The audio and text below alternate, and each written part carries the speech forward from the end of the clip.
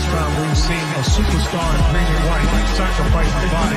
Garnett knocks away.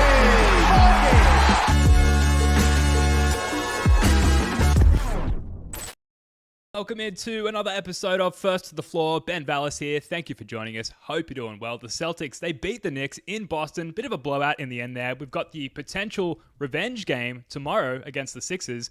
Joining me as he often does, it's Wayne Spoony. Spoony, how's it going, man? Ben, I'm doing wonderful. 3 straight. I have overcome my Drew Holiday related writer's block. I'm almost done. Amazing. So How Do You Drew should be coming out on Celtics blog in the next couple of days here, where it's a breakdown of how the Celtics are using Drew Holiday, and especially as compared to last year in Milwaukee, where he was basically their primary ball handler. So when that drops, check that out. But yeah, it's been a great week, man. Great couple days. Yeah, absolutely. Cannot wait to read that. That sounds awesome. Jake Eisenberg, he's also here. He's a happy guy. No salty Jake tonight. Jake, what's up? No, salty Jake. There's nothing to be salty about. Last few games, 3 in a row. Celtics are back. MVP Tatum.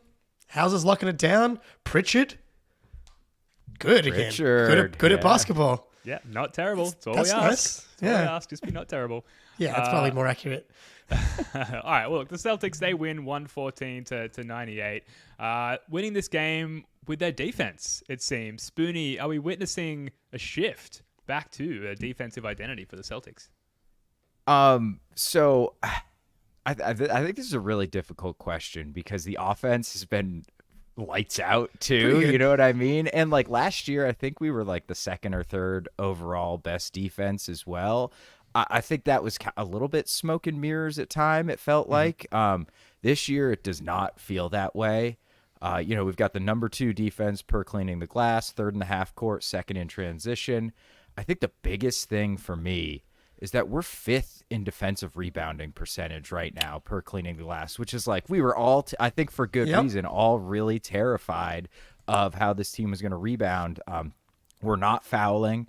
We give up the fewest free throws in the league on defense. So are we shifting towards a defensive identity? I don't necessarily know if we can say that, just because like we're shifting towards like a dominating identity on both sides of the ball is like what championship like this team identity. Yeah, exactly. Like this team is just loaded, dude. They are really, really good. And the one thing we're not doing defensively is we're still not turning people over, but the way we're it's defending, coming, dude. Who cares? Yeah, I think it is coming. We started to turn the Knicks over a little bit, so and I don't even care if they're going to play defense this well anyway.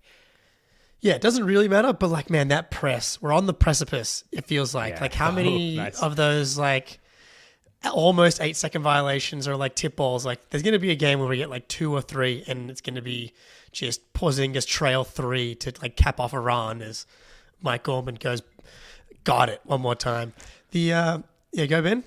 Well, just Gorman was in form. I was just Dude, reacting he's on. to everything you're saying, but Gorman is he's back on one. He's really like bringing it home in all facets this season here. So it's good to see him back in his usual form there after, I don't know, wavering a little bit last year, understandably. Not to go too deep on Gorman too early, but had the eye procedure and everything. He's back on one this year, so it's great to see. Dude, he's been really good. Yeah, not to go too deep, but maybe he just needed to go on the Al Horford. He's on the Al Horford program. No longer doing road games. We're just like, and then when he has to turn it on, he can. But yeah, the rebounding was definitely something that was a concern. I wasn't super concerned because I knew they'd have the ability to kind of like make it a team-wide focus. It was just going to be about whether or not they all bought into it. I think Porzingis has been a better rebounder than I thought he was going to be. He's definitely not an elite rebounder for his size. Absolutely, part of that. Not being heavy enough in the arse to spin that one a different way today. Tatum though is probably the head of the spear as far as like solving that problem. He's I don't know what he's at, like 10 rebounds, 9 rebounds a game. Yeah. He's been excellent on the boards, and then Drew's clutch rebounding across the board. The memo has been received, and everybody feels like a plus rebounder at that position. Even Pritchard and Hauser are rebounding at a level that like you're really impressed with on a game-to-game basis. Yeah, it was definitely a point of concern going into the season, just with the personnel we knew we were going in with, that rebounding wasn't going to be a strong suit for the Celtics. And even last night, first half against the Knicks, giving up countless offensive boards and second chance points to Mitchell Robinson and co.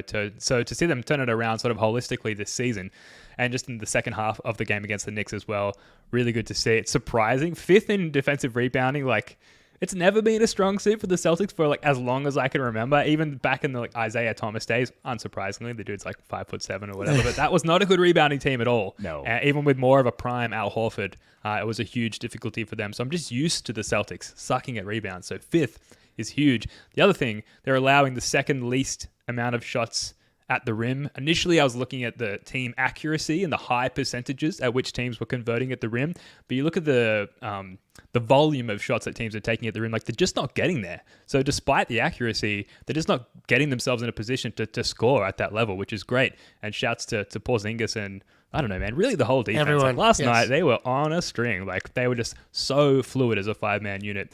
And they're also allowing the team the second most from long mid-range, which, as we all know, is the least efficient shot. The 2019 Tatum's favorite shot, Jaylen Brown as well, back in the day. Not a good shot to take. So we're funneling teams into taking the worst kinds of shots. So no matter how you slice it, the defense, Spoonie, it's incredible. And they used it to beat the Knicks last night in what was an absolutely fucking gritty game. It really was. Yeah, it was a classic Celtics Knicks game. Yeah. It really was. And I think the most encouraging thing for me is the starters last year, that basically Smart instead of Drew Holiday and KP, or rather Al instead of KP, was not a bad defensive lineup. They were like 111.8 defensive rating, which would be like right in the middle of the league. Our starters they're the second best defensive lineup in the NBA right now. So like the starting lineup has leveled up defensively, and considering all the weapons they have offensively, like I just don't know how, like, they're not going to lose a lot of games when those 5 guys are healthy. It's just not going to happen. So that is, like, maybe the most encouraging thing to me, because under Udoka, the defense was really all about that double big lineup. Yep. And so I think there's questions like, oh, can we defend at that level with a smaller starting lineup? So far, the answer is absolutely resoundingly yes. Wow, so are the numbers, like, kind of on par with the levels at that, like, January to like that 3-month window where Rob was healthy and like that defense was happening? Like that, are they that good? Because they're definitely better this year than last year. The like last season, they were like, every time you check the defensive rating, you'd be like, they're second, they're third. They ended the season second in defense, and they definitely had stretches where the defense was there, but it wasn't there consistently. Part of that had to do with Rob probably being in and out of the lineup. And even when he was healthy, like every second or third game, he just didn't look right. This team is all bought in, you can tell, on the defensive end. And whether or not that means that their identity is defense, maybe, look, their identity is buy-in. Like having everybody buying into defense. Like we heard in the offseason, Jaylen being like, we got to hang our hat on defense. We have like all these guys echoing the same sentiment. Also, Marcus wasn't the same guy defensively last year as he was the year previous. That was a big part of it. Like Drew's kind of much closer to the 2022 version of Marcus. But like maybe just buy-in and connectedness, everybody pulling in the same direction. That's the identity of the team. Sacrifice being the identity of this team, like everybody pulling for that one goal. Because on offense, you've got Jaylen trying to fit in and embracing, like figuring out the chemistry with Porzingis. Like even Drew, like he's taking 11 shots a game. That's the lowest since his rookie year, where he took 7 attempts. So Drew and all these guys sacrificing, that's maybe the identity. You got those numbers, quick. Spoonie? You had breakdown face on? Yeah, great. Yeah, gave you some time there. Yeah, from January 1st to the end of the season, the Horford, Smart, Jaylen, Rob, Tatum lineup had a 95.4 defensive rating, which would be like by far the greatest of all time. Yeah. It was like would have led the league by like 15 points per 100 that season. So I don't think we're quite at that level, but like we're a lot closer. And then if you replace Grant Williams for Horford, it goes down to 93.8. So not quite at that level, but we're a lot closer to that iteration's defense Yeah. than we are last year's defense. For sure. At least when it comes to the starters, which I think is a great thing. With an offense that is firing on all cylinders and far more impactful. And just getting back to the identity shift stuff there that you were hitting on, Jake, Horford as well is absolutely taking on a new role. And if you read Bobby Manning's tweets, like he's tweeted this sort of stuff out a few times, but that Horford is, quote, not thrilled with the situation change up from his perspective, which I found interesting. You would just assume that of all people willing to make that level of a sacrifice on the team, it would be the aging big, the vet, the 37-year-old guy who did lose a huge layer of his effectiveness in the playoffs last year, where his 3-point shot sort of began to diminish a little bit, and he was less effective when we really needed him here there deep in the postseason. Surprising to me that he seems, and we're just going by what a few media folks are saying here, but that he's seemingly less willing to make sacrifices, or less stoked about having to make those sacrifices. I think you have to remember that Horford, as beautiful as he is, as gorgeous as Al Horford can come across, smooth as Al Horford is, you have to remember that he's like a fierce competitor and doesn't quite come across like the way that his personality is, going all the way back to college and winning a national title, the 1 seed, defensive monster year in, year out. Like, he's been a winner for 20 years basically. So I think just the competitor in him wants to start. He's used to starting, but I understand that, and I do understand how he has struggled a little bit with the role. I think adjusting specifically on offense. I think defensively he's been really good, and we can run these defensive clips here because Horford features here. But yeah, this is 3 defensive possessions from yesterday, which I think we can talk over. Yeah, and again we got the white boys up front getting the press started, and then Horford's on quickly over here, and it's okay, well you're going to give us that matchup. Horford holds up really well. Hauser coming to help, recovers. Could have swung it too quickly there, but Horford then holds up Randall. Porzingis comes to help, recovers back. Pritchard's right there for Brunson. The amount of clips and possessions, and then Porzingis with a nice closed defensive rebound here. And then Pritchard, all game yesterday, I think had a really good defensive game, picking up full court. But yeah, now Hauser held up again on switches kind of across the board. And look at Big Al, dude, pushing the pace. And then this possession, they press, and then they go into a 1-2-1 zone out of the timeout, which is something that they hadn't done. Is this the possession? No, a little heat-like. Yeah. So this is something they hadn't done before, and it instantly forced a turnover. I actually don't think it was that possession.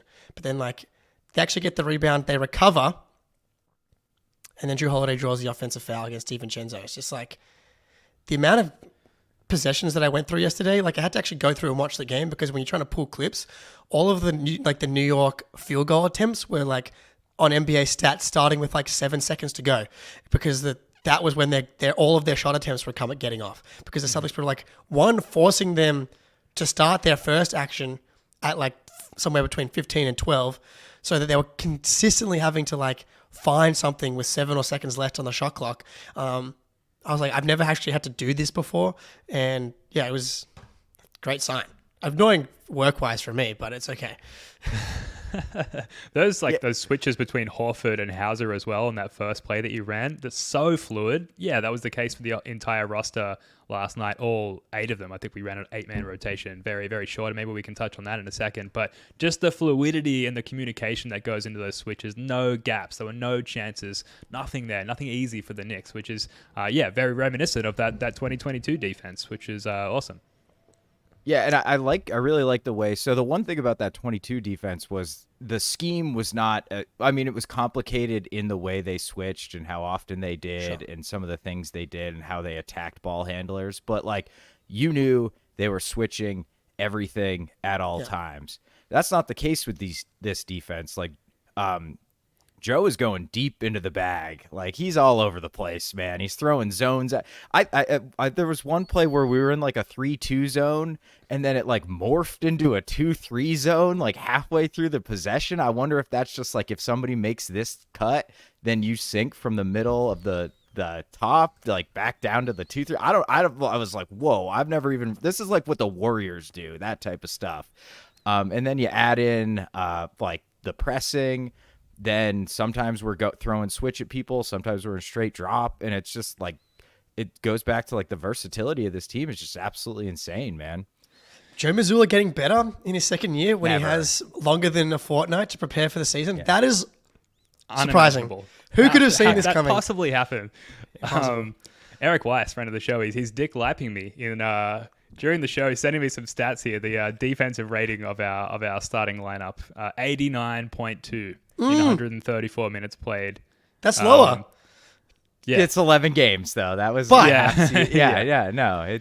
To be fair, with a 39 net rating, Yeah. which is insane. But highlighting Look, the defensive rating. that stretch from Wild. January to March probably wasn't that many games either. Like that was just that one beautiful moment in time where Robert Williams was healthy, and that was that chance. It feels like a fever dream. It really I know, does. it feels so good. And also, if you want to dick like us during the show, please feel free. If you want to send us some stats, either in the chat here or Twitter DMs, feel free. We always love that kind of stuff. Yeah. And that first possession that you ran there, Jake, I also want to say there's a clip on our Instagram at First to the Floor 18 of Jake and I just like getting ridiculously overexcited on that possession.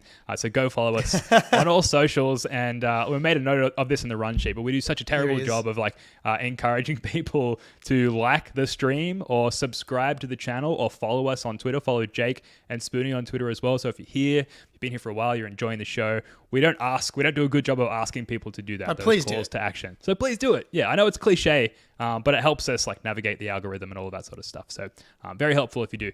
Jason Tatum, guys, despite the great defense of the whole team in this game, it was a 3-point game with 8 minutes to go.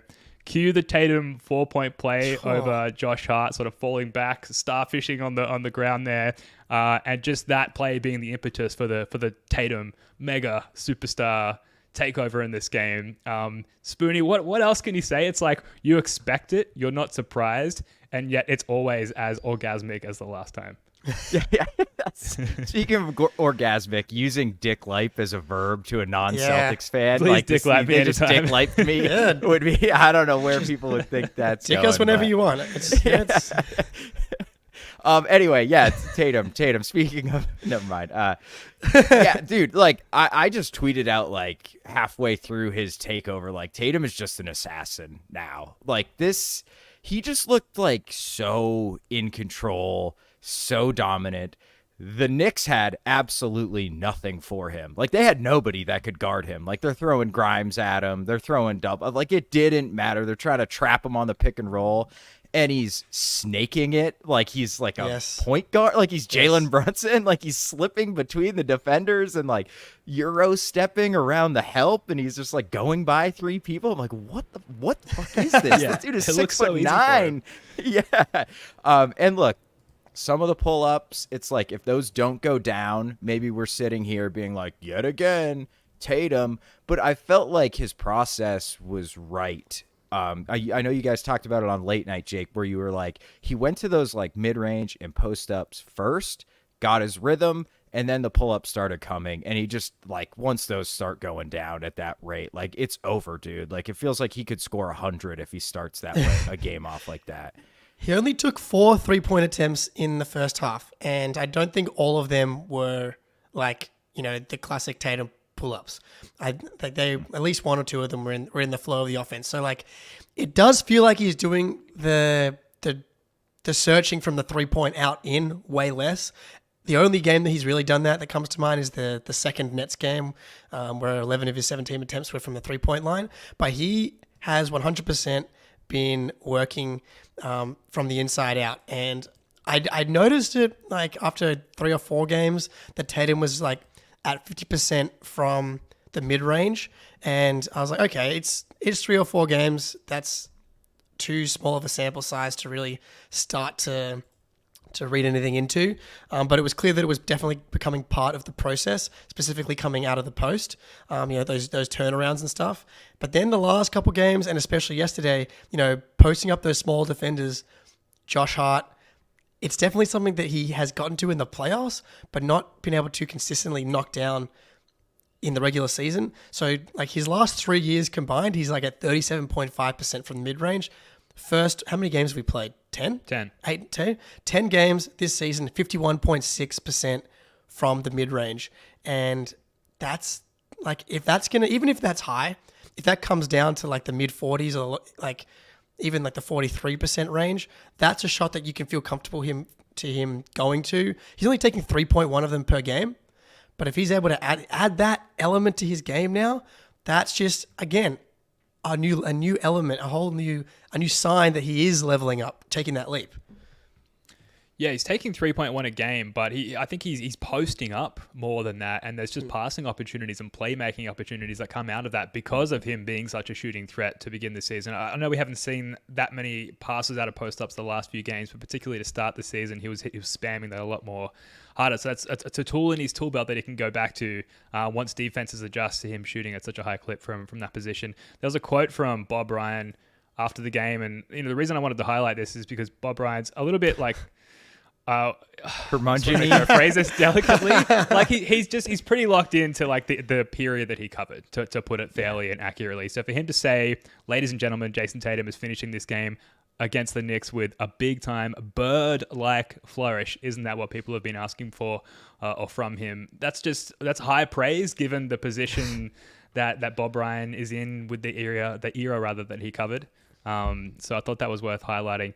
Anything else on Tatum, guys, before we move on? We could probably just talk about Tatum for another couple of hours. I was going to say, so I would say 10 games, 8 out of 10 have been MVP caliber. There's been 2 that haven't been.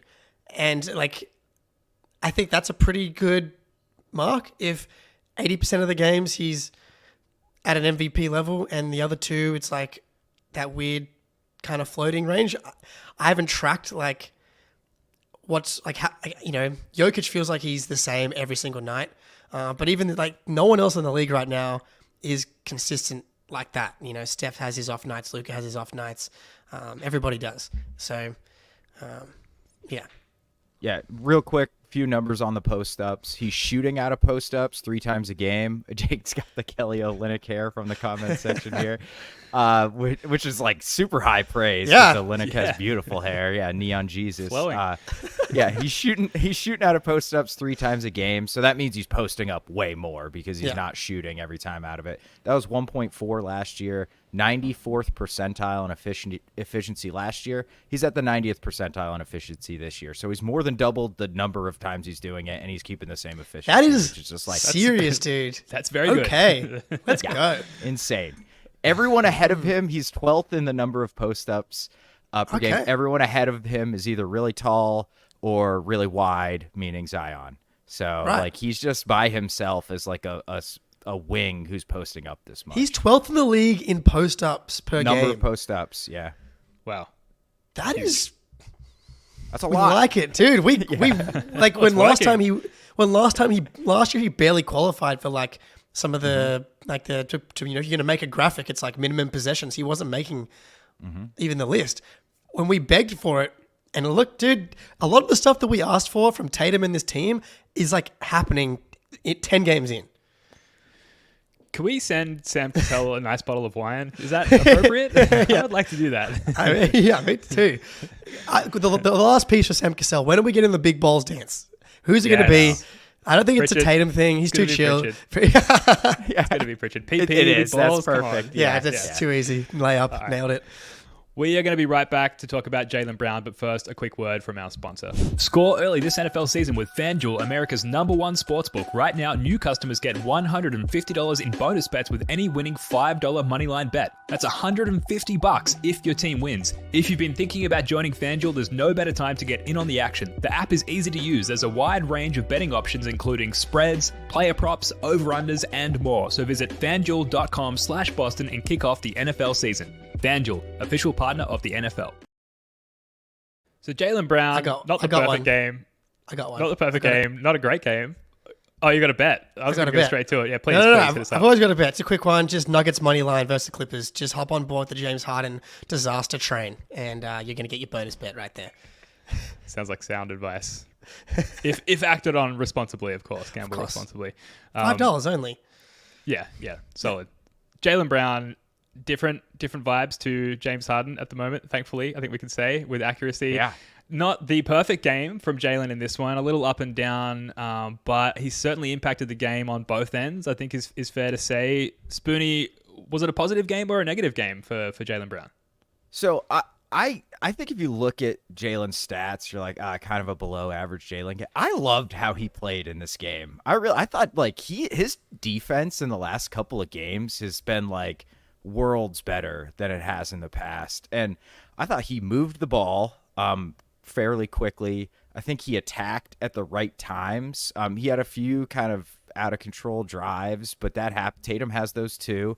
But he had 6 assists, and it just feels like he's getting to that number 5-6 assists way more often this year. I thought most of his like 3-point attempts, he had 1 or 2 like kind of crazy pull-ups, but that's fine. He makes those shots. You want Jaylen feeling like confident and free to take those types of shots if he's feeling it. And he's an absolute monster in transition. So I think like the stats don't tell the story of how good Jaylen Brown played last night and has been playing recently. I think we talked about it last show. It's like I think Jaylen's made sort of a subtle. Actually, Jake, I think you said it. He's kind of figuring out what this team needs from him since he's had the biggest adjustment. And I think we're gonna have a stretch here where Jaylen just really pops. And I think it's gonna happen soon. Jaylen Brown, single game plus minus is always one of those weird things that everybody says. It's one of those weird things. But I feel like Jaylen's often like his box score numbers and what you see on the screen kind of like match up. And I feel like this is a new thing for like Jaylen goes 7 for 18, 2 for 9 from 3 turnovers. If you told me that, it'd be like, and the Celtics win by double digits, it'd be like, that'd be a classic Jaylen Brown -4 night or something like that. The fact that he was a plus 17 last night, I think is a really good sign. The fact that he's buying into that, doing the dirty work is a big thing. Really buying into that gang rebounding. And he has a new best friend, the Latvian legend, the Bear Slayer, which this is, I believe, the Latvian. Done some research. the Latvian legend, the Bear Slayer. Jaylen, the energy shifter and the Bear Slayer, the duo we didn't know we needed, but we definitely did. It's a big part of why Jaylen's like finding success here. I think that he's it's like all feeding in together. They're best buddies. I love it. I was saying it on late night last night, Jake. Like we were looking for little like things to sink our teeth into, to get our hooks into, as far as emotionally getting behind the team. And this little buddy cop story that's beginning to emerge with KP and JB is awesome. One great thing about living in this time zone is when you wake up in the morning, all of NBA Twitter has gotten their hands on the tracking data from the games the day before. So you wake up to this influx of data that you just consume like before you even get out of bed.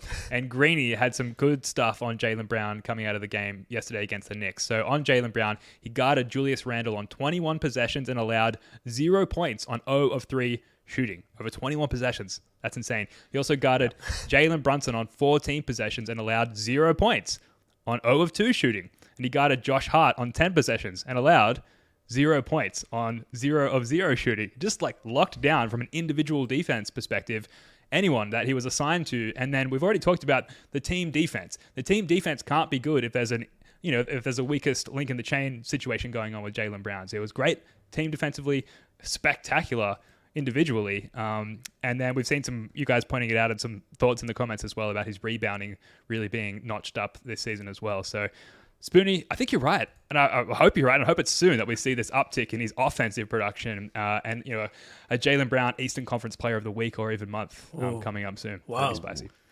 Yeah, and I love how different those guys are that he guarded. Like, you've got the normal wing-sized guy, Josh Hart. You've got the shifty, footworky point guard in Brunson.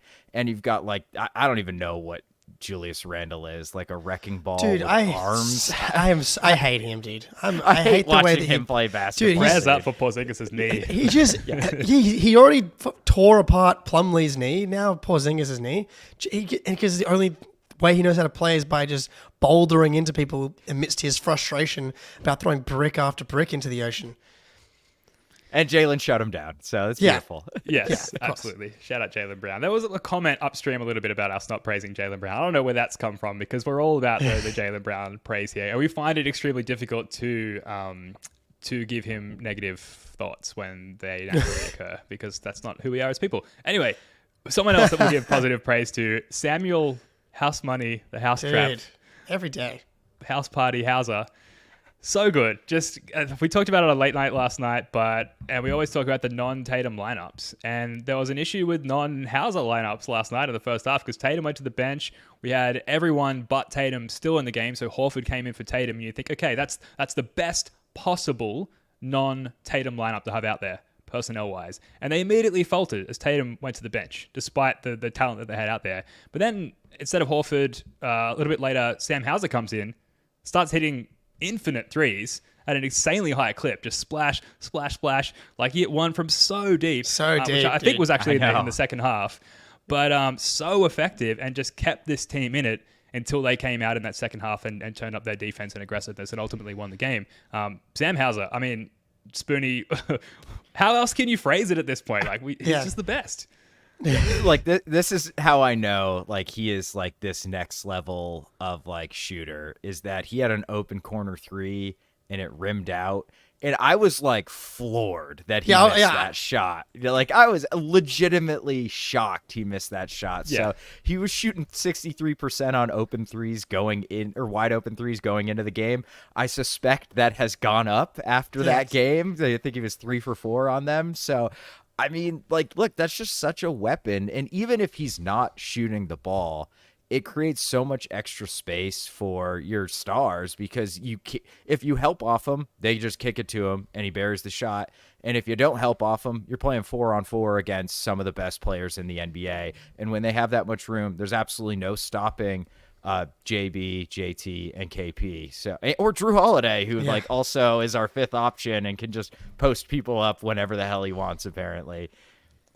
He's up to 47.5% on threes for the year. 10 games, including the slump, where he was like 20% for the first few games. And he's only 25. Just looking at his stats now, reminding me how good his dimensions are as well. Put it away, like then. 6'7", 25.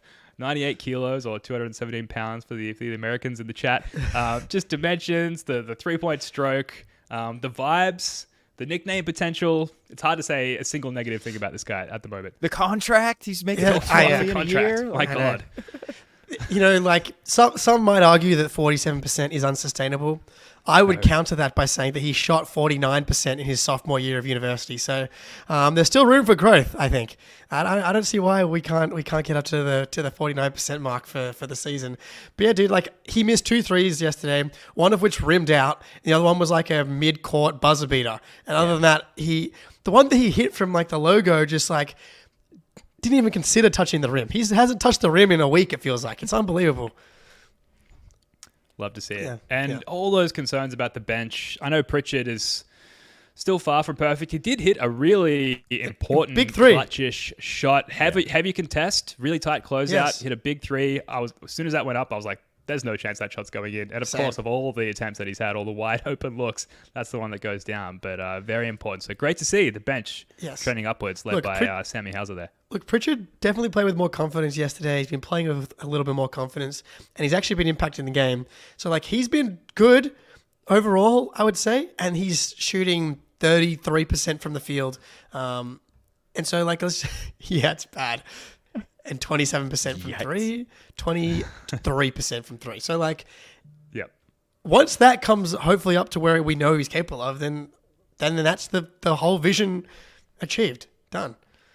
I thought both Hauser and Pritchard defensively were awesome last night, too. Like, Pritchard had times where he was ISO'd on Randall, and he did enough to at least let help come over, which is all you ask. And Randall is loath to pass the ball, so it's an so effective way. It's an effective way to defend him. Just bring hard help, force him to finally pass it, and you've already like pre-rotated when the pass happens because it takes him so damn long. So I thought both of those guys were awesome on that end too, which is like, if you're looking at our bench outside of Horford, or at least with those 2 guys, you're thinking like, well, yeah, we know they can shoot it, but on the other side, maybe they'll give up more than they add to the team. And so far, that's not been the case. Like, Pritchard hounding people for 96 feet. Full court, dude. That's valuable, man. Like, that sucks to play against. So I'm very encouraged by those 2 dudes on that end, too.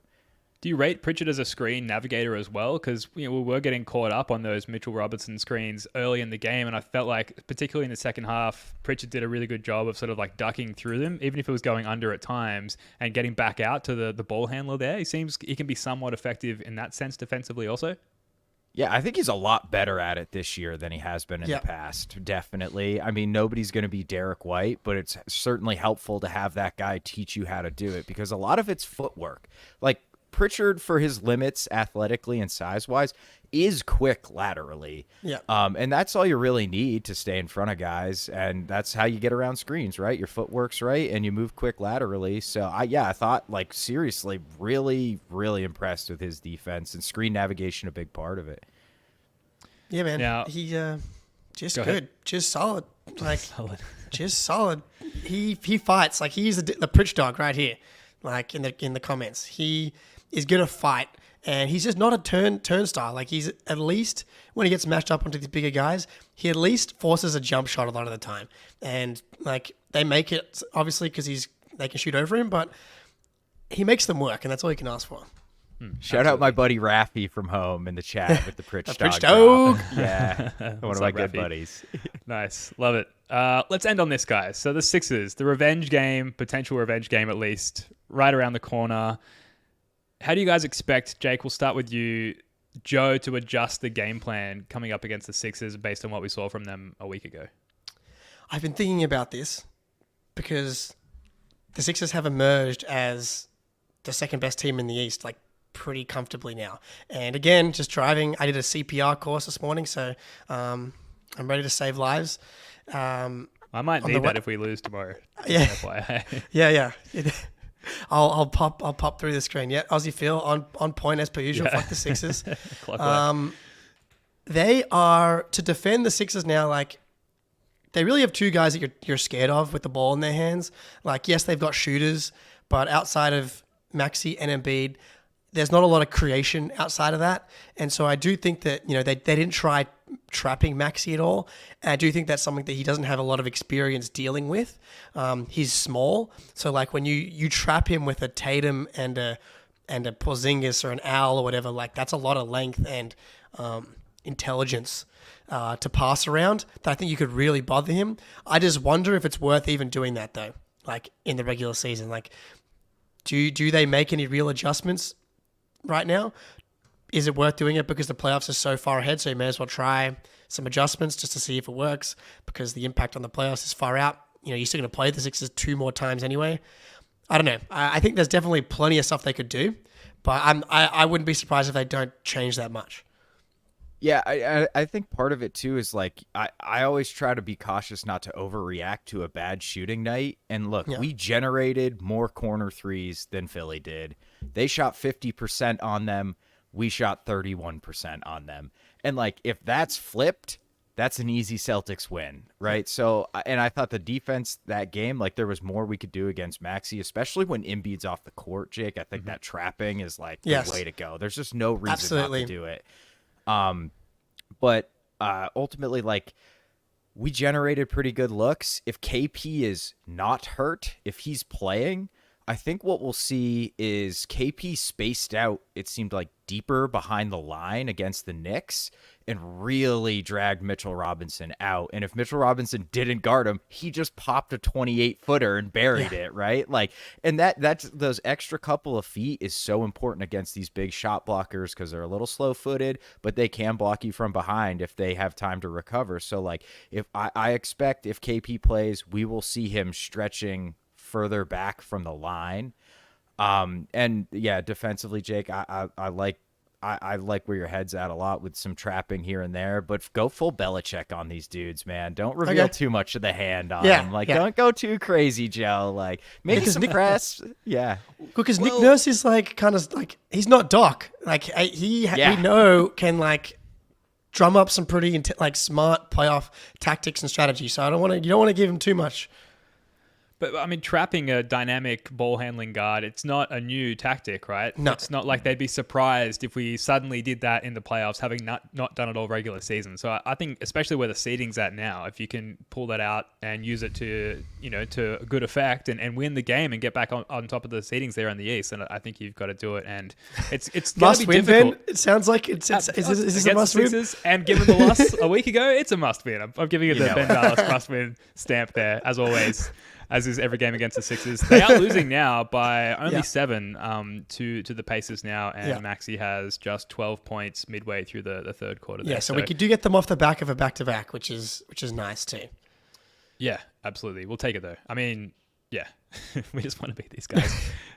Anything else? I guess the Porzingis thing we should touch on as well. He obviously copped a few knees to the thigh. It looked like he's out with a knee contusion potentially tomorrow. There was one collision with Julius Randle that we spoke about. Josh Hart, another sort of dodgy undercutting of KP's landing there a little bit. He played out the rest of the game, so it's not like, I mean, we're just speculating here, but there's some sort of structural issue with the knees, probably, again, speculating, pulled up a little sore and is potentially considering not playing the game.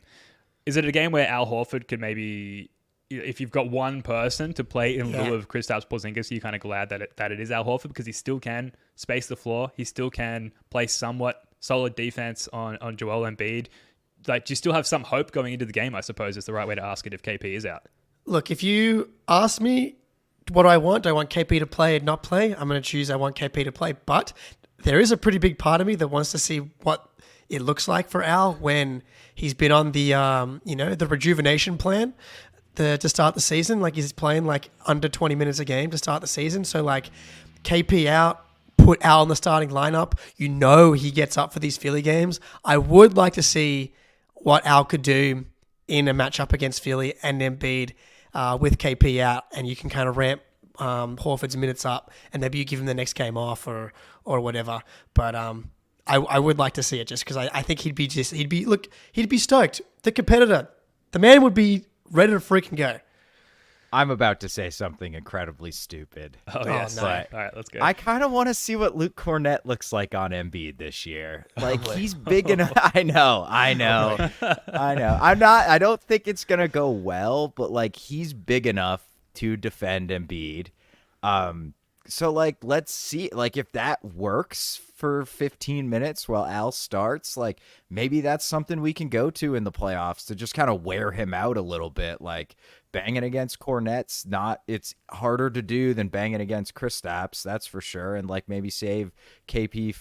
I'm not saying let's play Luke. Start Luke. Yeah, start Luke. Embiid. What? I'm just saying, it's game 5. The Celtics are up 3-1. Embiid's kind of going a little crazy, but get some fouls on him, wear him out a little bit, and then he slows down in the fourth quarter and we win the series 4-1. There's you never know what you're gonna need.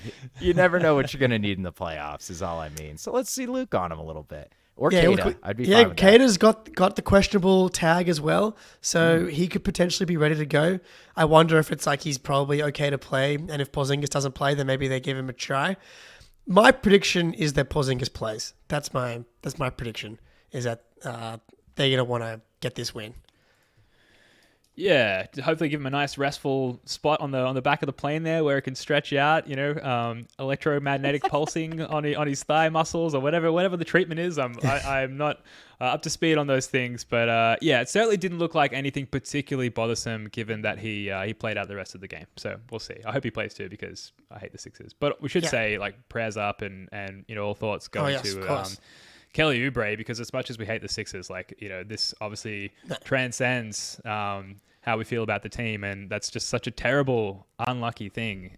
So I hope to see him back on the court very, very soon. That's all. I did see that he's on the exercise bike already and stuff like that. I was in a Sixers live stream watching the first quarter of the Pacers game, just doing my reconnaissance, and they were talking about how he's been back in the facility. So. Great. Seems to have avoided any catastrophic issues, but we'll see. Yeah. Okay. That's awesome. Just good to hear. Yeah.